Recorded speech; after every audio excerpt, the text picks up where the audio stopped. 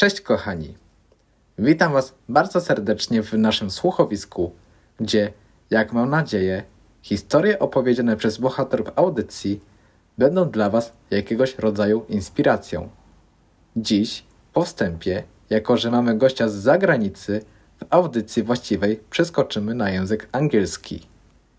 Tak, żeby nie przedłużać, zapraszam Was do wstępu, a później do właściwej audycji.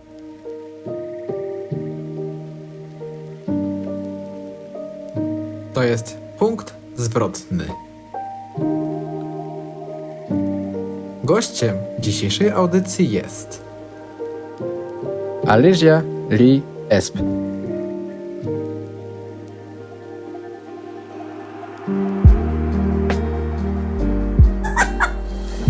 Okay, so welcome everyone after introduction. I'm with Alysia and with very nice view on the Shanghai Natural Museum. Beautiful. We're on the 32nd floor. Penthouse. Yeah. And before we start Q&A session, I would like you guys to invite for meditation. So close your eyes for a moment. Sit in open position. It is do not cross your legs, your arms. Focus on your breath. And now inhale. Hold for a while. And exhale. And again, inhale. Hold for a while. And exhale. And now, still keeping eyes closed, imagine the scenery of lake. Whatever it is, wherever it is. See yourself standing upon the lake.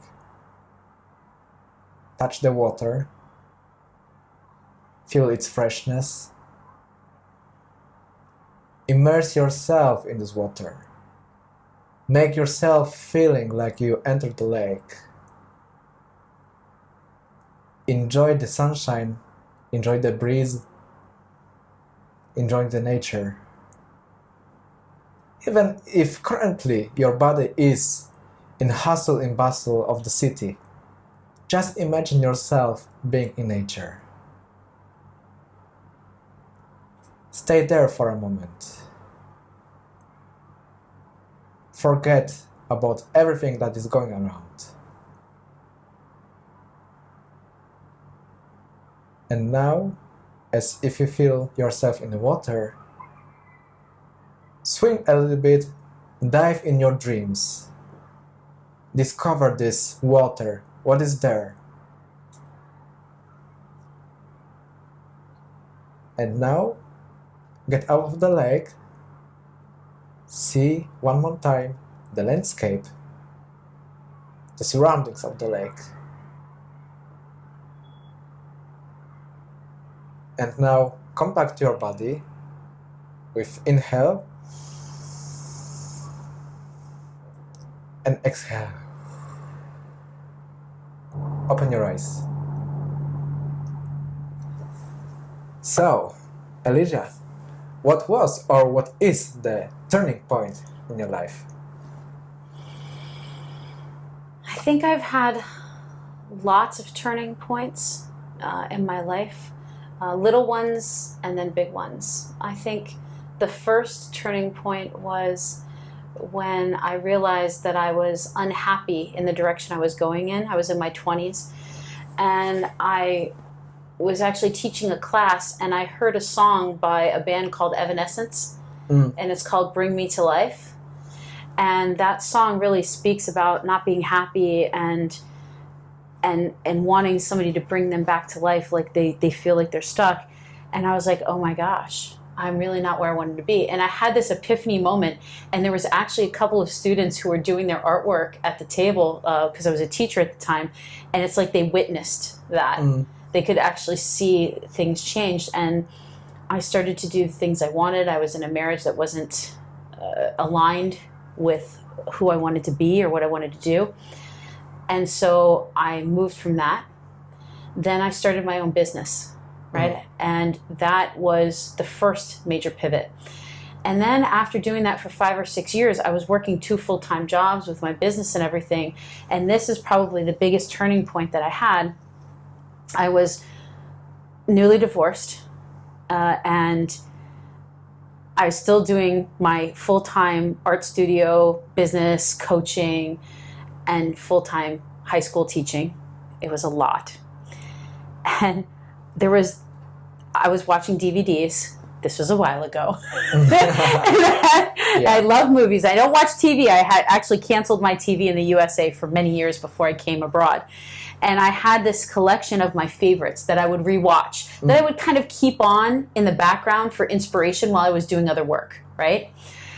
And I looked one day and I looked at these 30 different movies, and they were all about somebody who had left their country, done something different to change their lives. Like Eat, Pray, Love, right? Letters to Juliet, Under the Tuscan Sun, like all of them. And I looked at him and I said, Alysia, what are you doing? Like I spoke to myself because it was the big wake-up call.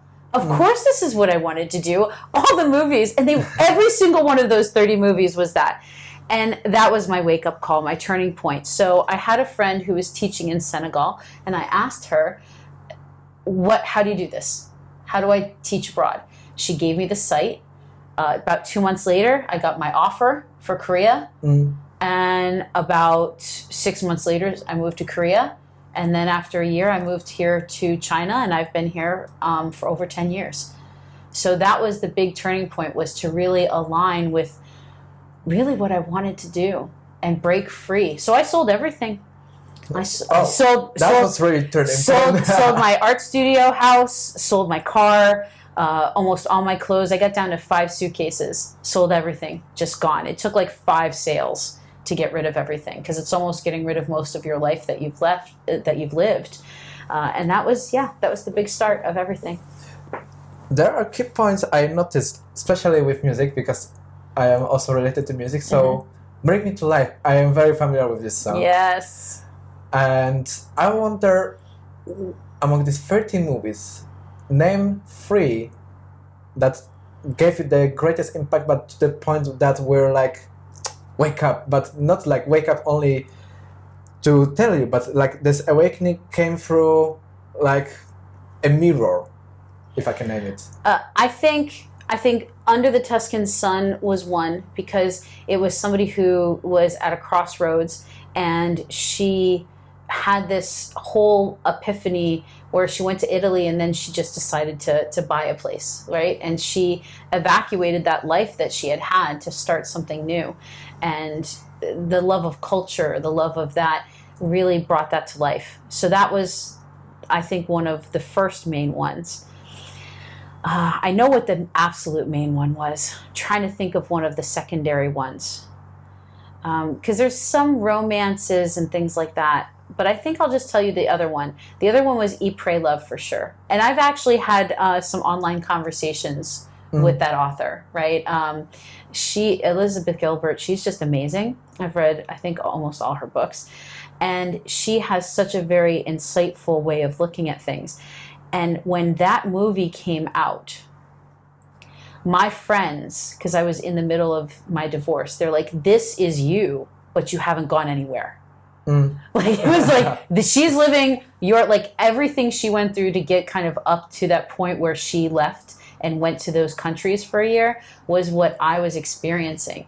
And that was the mirror to me. And then I saw that she had gone to these places, and I was like, okay, this is aligned with me. I want to go to places. I do have maps and ideas of places I want to go.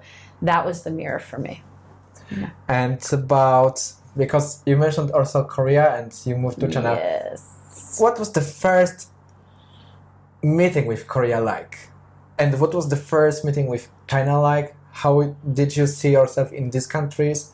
Especially like these are, let's say, very different cultures compared to States.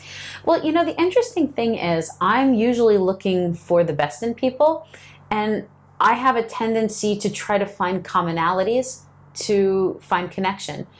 And I even speak and coach people on how to have connections with people and things. So I actually didn't get culture shock in either place. Because a lot of people will say, oh, China's so different. You know, you look at this food and they do this and they do this.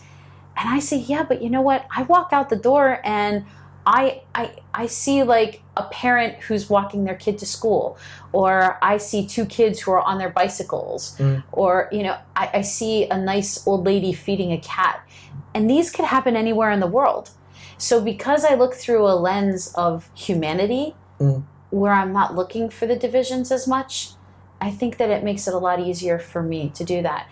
But when I went to Korea, I think, and China, it's both just excitement and wanting to take in all of these new things, these new perspectives, these new experiences, and finding a way to align them and use them to help you transform for the better. And I think both places have helped me to do that. What did you find on the process before moving out from States? Because this is like usually people, they have this kind of, oh, what if I leave? How my life will be like? Yeah. What was the process? I did a lot of online research, so I did know some of the benefits and the cons to an expat life, because there are both, right? It's not just one or the other. I think the hardest thing for me was getting rid of so much stuff and having to let go of the stability, right? It's a hard thing to let go of. I'm fortunate though that my family's still there, you know, and I have my mother as my power of attorney. She can sign papers for me, get my mail. For people who don't have that, it's even harder.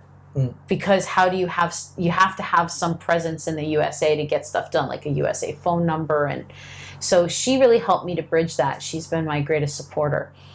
I think also the other hard thing is coming in when I first get to these countries, how to get your basic needs, right? That's the hardest thing, right? It's like, how do I get food? How do I get from place to place? Yeah. Because you don't know the language at that point, right? So I think that's the hardest thing.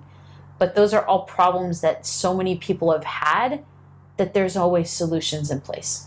Yeah. Also, you mentioned before you've been teacher and now you're a coach. How, because this is kind of related, because both ways you teach people, but in education you teach basic education. How it goes in coach? How did you transfer the knowledge you gained through teaching in States to nowadays as you teach as a coach? It's a really good question. I think coaches, it's a little easier for educators to become coaches than some other professions, because they're very different in the ways that they're approached, but there are some common skills that they have. So education is usually giving people information. Now, better teaching and the more modern approach that they're using in places like Finland and Sweden and these places that rank top on the charts, they're actually doing more of a coaching model, right? A coaching or consultant model. And near the end of my teaching career, that's what I was doing. I was giving kids the opportunity to do whatever they wanted as a project. And I gave them project timelines and deadlines and said, tell me when you want the materials ordered. And I would order materials for them. Literally, like it was that open. And I didn't realize that was coaching, but I knew that I was doing a little bit of coaching off, like with other teachers. And I even hired a coach because I knew that it was something I was interested in. I had a friend, her name is Judy, and she's now even still a coach and an advisor, spiritual advisor as well. And she introduced me to the concept of coaching and said I'd be great at it because I had a degree in psychology. Yeah. And so when I was kind of deciding, and this was even many years before I went full-time as a coach, I said, you know what, I'm interested in this, but if you want to do something, you've got to experience it, right? Yeah. Like if you want to do a podcast, you should probably be on a podcast to see what that's like, right? So, come join the podcast. If you're cool, he'll let you do it. And then I said, okay, I've got to be coached. So I paid a lot of money, which was very tough for me as a teacher, and I had a coach. And I went through that program, and that helped me with my transitioning as well into international work. Then but I also had learned business. So I had my own company as well, like I said earlier. And what I realized is that I was coaching the people I was working with at my art studio, because it was also a gallery. Yeah. And a lot of those artists don't know how to do business. So I ended up actually coaching a lot of the business people on how to work on their branding and sell their things and stuff like that. And then when I moved here and decided to leave education, I was like, okay, I've done coaching, I've been coached, I know what this is like. How can I switch this around? Then I decided to go all in and get the certifications in ICF, which is like the gold standard of coaching certifications, and NLP. Now, what transfers is that coaching is questioning. If you're really a full-on coach, you're not really giving advice. You're not really teaching stuff as much. Yeah. You're really just asking questions to find the answers from people. I don't usually do pure coaching. Sometimes I do if it's needed, but I'm kind of more of like a coach-sultant, like a coaching consultant, right? Because sometimes, like if somebody comes to me, like last night I was talking to a client, and we were working on understanding where negative emotions come from. Now I can ask that client as much as I want, where are those feelings coming from? But instead, I did, and then she got to a point where she couldn't answer anymore. And I said, here. And I showed her a feelings wheel, which shows where the feelings come from and how they're categorized. And I said, this is the feelings wheel, and here's the 3 main emotions and where things come from. And now let's talk from a point of this. So that's a little consultancy. That's a little education. Like, here you go. These are the emotions. And then they get results faster. So I think that a lot of people now are moving some of the coaching into a more hybrid model. And then, of course, I know psychology. So psychology is usually for people who have deeper psychological issues or disorders. So if I have somebody who comes to me for coaching for that, I don't do it. Because even with a degree in psychology, they're usually better with somebody who's specializing in those things. I will work with the psychologist instead. Yeah. Right? So this is the difference. So basically the educator is teaching you something. It's more from you to them and hoping that and getting them to understand. A consultant is similar, but you give advice and then they choose to do what they want with it. So it's not as, it's a different kind of connection. Then you have coaching, which is asking questions to get things from people. So those are the differences. And then a mentor, which people usually ask next, a mentor is somebody who basically coaches and consults on some level and maybe educates, but they're somebody who's finished and successfully done what you want to do. True. And here we come to the point, because you also mentioned you touch spirituality, and Yes. I wanted to ask how you blend spirituality into your practice of coaching, of giving advices, of being mentor. Yeah. And second question, how do you apply it to people who probably never been to spirituality? Good questions. First of all, the spirituality, my coaching and all of the work that I do, I really love the challenge of differentiation, right? So a lot of my programs are made so that there's a basis that people have, but each client has specific needs. And when it comes to spirituality, it's deeply personal. So each person I will deliver differently to.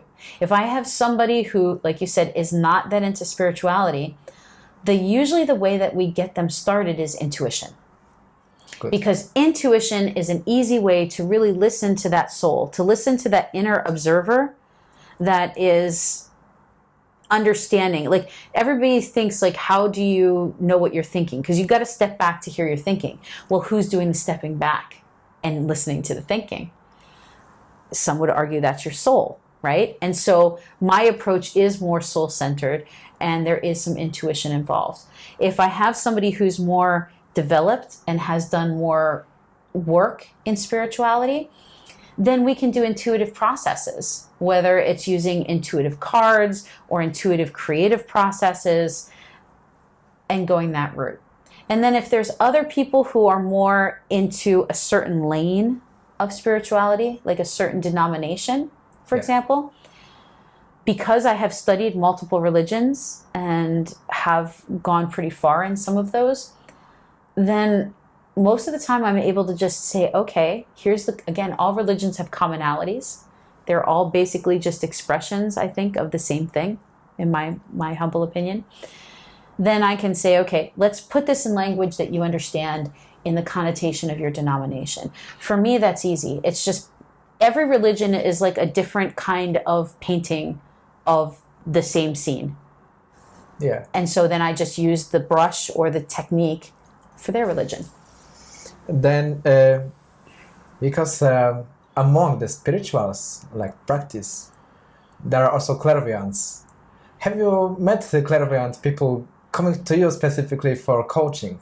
Or did you coach some clairvoyant people? Yes, I have. I've had a lot of people who have varying levels of connection and awareness, is what I would say.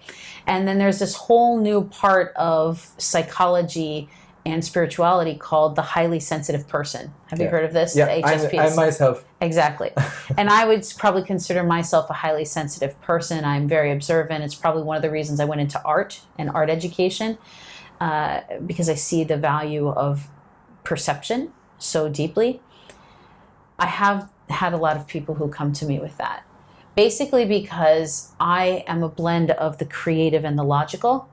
And a lot of people who have this creativity also are highly sensitive, and they need that logical grounding to survive in this world because of the structures that the world has in place. Yeah, it is. And especially with this still growing, unfortunately, but I say unfortunately in terms of pressure we get from outside world, we have limits of being ourselves. Yes. And how do you find yourself being in this world full of this outside forces? Well, a couple of things. First of all, I've looked at Buddhism and things like that, and it's beautiful because you are unique and yet you are connected to everything. So in that way, you're not unique. It's this beautiful, duality that we all exist in, and I always try to remind myself of that, and that helps. But I think looking forward on that, also realizing that the major ways that people transform and change or change things around them is by aligning who they really want to be. Not who they have to be, not who they think they have to be. No destiny. I don't actually really believe in that. It's choosing who you want to be and what impact you want to have in the world, and then following through on that. And that way, if you have that sense of purpose, it's really harder to go off track. Because whenever somebody brings something and says, oh, you can't do that, I'm like, that doesn't align with my purpose or my ethics, right? Will I entertain that? Of course, because you want to make sure that you're dealing with your cognitive biases. You can't think that by the time I've decided at 25 I want to be this, that this is it and I'm right, because then you'll live in ignorance the rest of your life. But to really stay strong to your beliefs, and when something causes cognitive dissonance, you take it in and you say, okay, what part of this is valuable? For me, what do I want to choose? What do I want to use? And how do I want to move forward to still achieve my purpose and passion while staying aligned with my values? And having those things aligned consistently makes it super easy to be myself now. Now, and also as you get older, I always say, by the time I hit 40, I was like, I don't care what anybody thinks anymore. I'm halfway through my life, and I have worried for 40 years, and I'm just not going to worry anymore. Life is too short. And so just being myself. And the funny thing is, as soon as you do that, everything around you starts to align and change.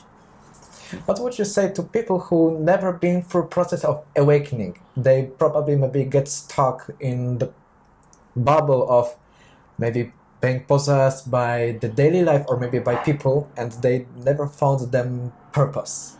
What would you say to such people? I would say the first thing you have to do is you have to get awareness, right? Because most of the people who are stuck in a bubble or stuck they're not really fully aware of it. That's the first step. I always tell clients and everybody around me that awareness is half the battle. By the time you get awareness, you've already climbed the mountain. Then the next step after that is that you have to start figuring out, right, what's going on. What's the deeper layers of why that happened in the first place? And that starts to get you to the other side. And then finally, to make sure you're smooth sailing, you need to have a strategy.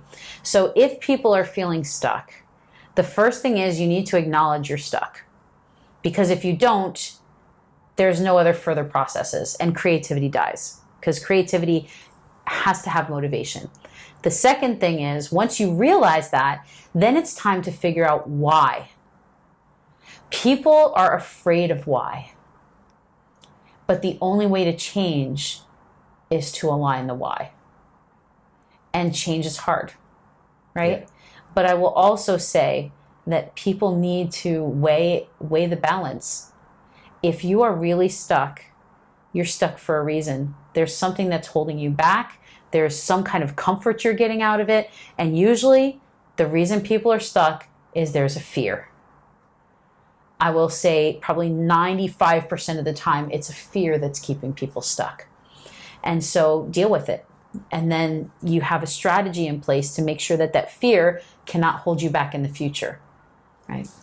So maybe as a kind of tip for people who listen to us, how did you make yourself feel less? I love that. I've been through a lot, so I think the way that I've really cultivated myself to be fearless was to have confidence in my values. My mother helped me with that. There was a really strong conviction. And to constantly put myself in challenging positions. I never take the easy way out. Even as an artist, I always took the hardest thing. I remember my art teacher saying, "Why? You could just do something more simple. Why are you doing such a complicated project?" Right? And back then I didn't have the language to understand, but I knew that the more challenging things I was going to learn more. And I really wanted that, and that got me used to the discomfort of failure. It got me used to the discomfort of not knowing everything, which also helps with humility. Yeah. And even when I think I know something, then the universe just, changes everything. And I'm like, okay, I guess I really didn't understand that. And if you put yourself in that situation over and over again, you build the resilience, you build the confidence, and you can take on anything that comes your way. But it has to be cultivated.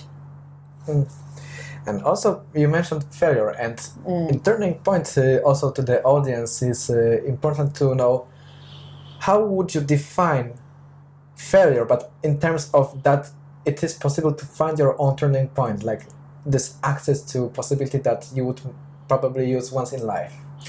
Every negative emotion you have is a signal. It is a communication from your mind, your heart, or your spirit, or all three. It's a communication telling you that something's not aligned. And whether it's your mental thoughts not aligned, or your feelings not aligned, or your purpose not aligned, usually one of those three things is causing whatever negativity you have in your life. For a turning point, when you have that, the most important thing that you have to remember is that alignment, that turning point is there to help you realign, right? For example, if you're driving down a road and you hit a traffic jam at an intersection, as we did actually earlier today, and you hit a traffic jam, some people just sit there and they let it go. Some people look at the GPS and say, what are my alternative routes? And then they take an alternative route, and sometimes on that route they're like, oh, this is actually more scenic, or this is more fun, or oh, I didn't know that restaurant was there. Life is the same thing. So my situation is, if you're getting stuck at one of those intersections, you can research and strategize, pick a different lane, and go a different route. And you might actually realize while you're on that route that you don't actually want to go to the same destination. You might choose a different destination. nothing is fixed. There is no destiny. Our destiny is what we make through our thoughts and our feelings and our actions. So I would say that that's the way to get through it. And what would you say to your younger version? So never give up. And what do you wish yourself to the future version? Oh, if I could go back and talk to my younger self, I would definitely tell my younger self just to really sit down and decide who I want to be and write it down in my journal. Instead of writing in my journal everything I was thinking and feeling, writing down some more goals and who I wanted to be, and then helping that to inform my confidence. And also just telling myself that I am okay the way I am, and I am the way I am for a reason. I think that would have been very reassuring to me back in that time, because back when I was younger, everybody was always telling me how I was either great or not good enough. Those were the two things I got. I got very polarizing opinions from different things I was doing. My future self, if I could communicate with my future self, I wouldn't ask what's going to happen. I don't really want to know the future that way for myself, but I would want to know what could I shift in my perspective that could make the future more peaceful to get where I need to go. Do you have some people like in your mind that you would like to give special thanks, even in the audience? Oh gosh, there's hundreds of people actually. I am thankful for every person who comes in my life. I am thankful for my friends, my family. Everybody always says that, but you know what? I'm thankful for the jerks. I'm thankful for the people who challenged me because they were insecure. I'm thankful for the people who abandoned me because they didn't know any better. Because all of those people have led me to the place that I am now, and I appreciate that. But I would say my mother, is my biggest investor in so many ways. And she has worked so hard her whole life, and she's always been there for me. My family has been steadfast even through the past 4 years of craziness with the entrepreneurial journey. They've always supported everything I wanted to do. And I would say also my friends that I have come to really love here, the ones who have stayed by me through the thick and thin, who have supported me from a place of actual caring, and reciprocity. I'm thankful. And I'm thankful to China for letting me be here and have a business. I'm here in this apartment in the penthouse having these conversations. I've become a thought leader here, and all of that is because China lets me here. So I am thankful for that, right? And I'm also thankful to all of the people who listen and are open-minded, and they don't have to do what I suggest or anything, but even just listening and being open-minded to hear a different point of view. I thank everybody who does that, because that's what makes the world a better place. Thank you so much. Thank you. Tak więc, kochani, dziękuję Wam za wysłuchanie dzisiejszej audycji. Mam nadzieję, że historia Alysi była dla Was inspirująca. Oczywiście czekam na Wasze komentarze. A tymczasem słyszymy się w następnym odcinku audycji Punkt Zwrotny. Trzymajcie się.